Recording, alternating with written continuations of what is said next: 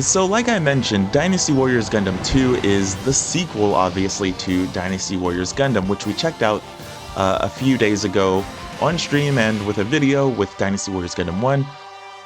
That game is very rough, and if you watch my video on it, you'll realize how much I didn't really enjoy myself, even going back at it with a lot of nostalgic eyes. It's pretty rough, and there's a reason, I realize now, the reason why I never replayed it, even though I had it back in the day. That game was kind of terrible, and it didn't remove the fact that it had a lot of good ideas. I'm trying to be very nice about how I want to say it, because I have a lot of thoughts about the first game. But Dynasty Warriors Gundam 2 is the game we're covering today, so like I said, this game is such a significant step up from the first game that it's kind of amazing in a lot of good ways, and it's still a little not perfect in some other ways, but we'll try to mention some of that. So first and foremost, the game modes and some of the settings and whatnot, it's basically all of the stuff from the first game, just more. The official mode returns. You still get to choose from Amuro, Camille, and Judo from Zeta, Double Zeta, and the original Gundam. But this time around, Char is unlocked from the very beginning as well. And you still get to go through each official story mode, which recounts most major events in the UC storyline of those characters. Obviously doesn't hit everything, but it does a good SparkNotes-ish version of it. Is SparkNotes still a thing? Either way, it gives you the basic gist of that storyline, and this time around, instead of just 5 basic stages, you get 10.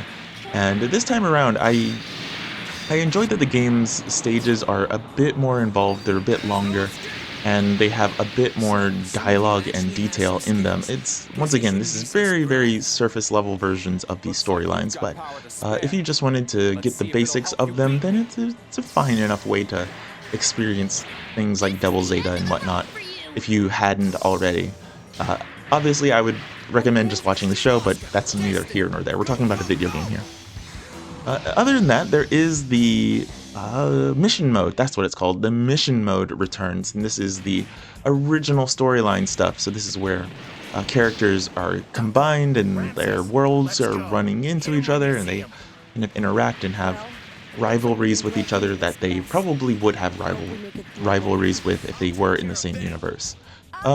But sadly, this, while having significantly more content in it, doesn't have the same amount of content in terms of story.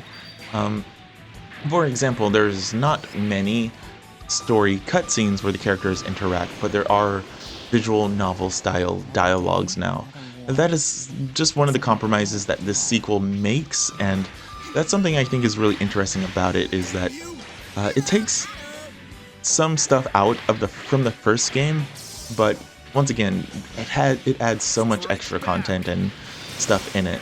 Things like the actual cutscenes and whatnot, or the game having cutscenes for the original stuff, that's gone. There are cutscenes for the official stuff, but not the original stuff, so that's a downgrade in my opinion, but once again, there's just so much extra content and characters and stages and mobile suits, and just everything is just so much more in this game, and it's all the better for it, even if you have to sacrifice a few things like that. Another sacrifice, while I'm thinking about it, is the voice acting. There is no Japanese voice acting in at least in the North American version of the game, which I am playing. Kind of disappointing, because I just wanted to hear some of the Japanese voices, but they're completely gone in this one, so that's a bit of a sad thing, but sometimes you can't help it.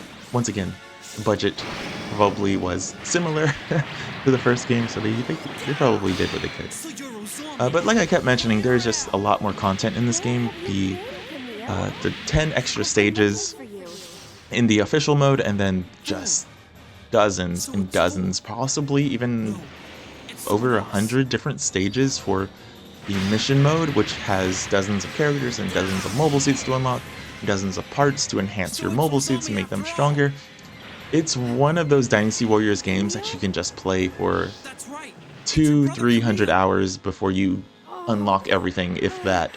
And I think that's why this sequel is so beloved among Dynasty Warriors Gundam fans. It just has so much stuff in it, including the inclusion of the Gundam Seed, which was not in the first game for some reason. At least I don't think they were. Maybe they were unlocked, I don't remember. But yeah, they show up in a big way in the sequel. Right from the start in mission mode, you can choose from Kira, Afrin, and Shin, and you also unlock other characters like Luna Maria and so on and so forth.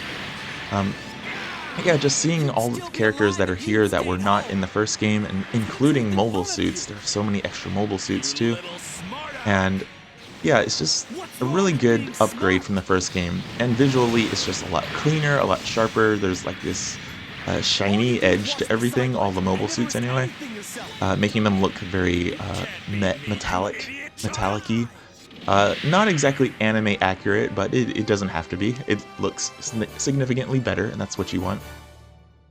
And then there is the gameplay. The gameplay is just so much smoother. It has a lot more sensical decisions in its design. One of my big complaints about the first game was that the charge attacks, the square, triangle, square, triangle, the charge attacks basically, those don't have any kind of synergy to them in the first game. Like, so many of the attacks just like knock enemies away, or they just like honestly don't even connect for whatever reason. All of that has been reworked in this one. Some of the attacks are the same, but for the characters that were in the first game, that is. But a lot of them just have a lot of their attacks just make a lot more sense, is what I want to say. They connect better, they link better, and you can actually do real combos in this game, and that's one of its big charm points, in my opinion. And there's also the super attacks, the Musou attacks. These have 3 different variants of them this time around. They have their level 1, 2, and 3 versions, and of course they have their kind of, what is it called? I guess the desperation version, or the when you're damaged version, and it does like even more different attacks. So that's all returning and been reworked, re-enhanced, and just significantly better, like I said. And yeah, once you finish official mode, you unlock characters, and once you are playing through mission mode, you can unlock characters and mobile suits that way too. So that's just one of the cool things in this game. It's just like you're just constantly unlocking things, and there's constantly things to unlock. So yeah, it's one of those games that will last you quite a while. But oddly, it's one of the things I don't 100% enjoy about it is there is so much stuff to unlock that the pacing of the unlocks is kind of rough. You can get the basics of everything, like steady and glowing, but if you want to max out your characters, max out their mobile suits, unlock all the other mobile suits and max those out, you're going to be here for a while, and that's not a bad thing in a Dynasty Warriors game, honestly. Like, I think that's one of the things that the fans love about this series, is that when they have lots of things to unlock, as long as like you can get your money's worth in terms of gameplay, then it's fine. And Dynasty Warriors Gundam 2 definitely does that. It's essentially an Orochi game, if you are familiar with the Dynasty Warriors games. The Orochi games are like collaboration games from all of the Dynasty Warriors franchises, or Dynasty Warriors and Samurai Warriors and a few extras. But the amount of unlocks and content in those games is so much that they're considered to be the best Dynasty Warriors games for a reason. Dynasty Warriors Gundam 2 is kind of like that, even though it's only a sequel. There's just a lot here, a lot of grunt suits, a lot of the main hero suits, just like, you'll be here for a minute. There's also DLC for it too. A lot of these are just extra little missions, like challenge missions and whatnot, but it's fine enough. But yeah, that's enough of this rant. I think I covered about everything I wanted to say about Dynasty Warriors Gundam 2. It's not so different from the first game, but it's just a better game. It's more sensible. It makes it's more fun to play. It looks better. It's just everything is better here, and that's what you want. If the first Dynasty Warriors Gundam was like a 5, I'll give it a 5 because I'm nice, out of 10, Dynasty Warriors Gundam 2 is like a 7.5 in my opinion. It's not perfect. It's not great, but it's very, very good. And I think there's a reason why so many people like this game in particular. And like I said, there's 4 games in the Dynasty Warriors Gundam Pantheon, and 2 and 3 kind of trade blows in the fan base, like as to which one is better. And I get it. I got why back in the day, and I get why now. Dynasty Warriors Gundam 2 has a lot of stuff to chew through. If you got it, or if you had it, or bought it, or will buy it, because people like their retro games, and you really like to just dig through everything, you'll be here for quite a while. Also, I really like the attempt to cover things in the official mode, just personally. Yeah, that's one of the things I forgot to mention. They added mobile armors in this, which is not in the first game. So you have these like super bosses basically that show up that you can fight. Every official mode has their own version, and yeah, it's just a cool thing to have. So yeah, there's lots of stuff here, and like I said, just a significantly better game. I don't have much else to say. I can't really walk this one in circles anymore. But either way, I'm Brian at Valkyrian Gaming, and thank you for watching this kind of retro impressions. I don't know. I wasn't feeling any new games at the moment. I've gotten a few of them, like Ninja Gaiden, got Digimon, Final Fantasy Tactics, and I was like, oh man, I should make a review of those. But I'm taking my time with those, and I'm not really feeling like making a video about them specifically, because honestly, I just kind of missed the window for the algorithm on that completely at this point.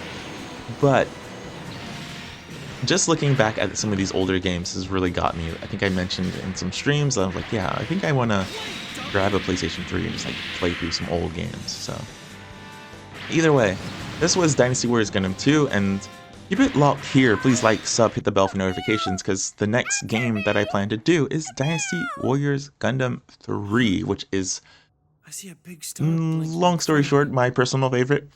So look forward to that one, because it's quite different from the first 2, and it's personally my favorite of the bunch. Either way, see you guys next time, hopefully. Peace.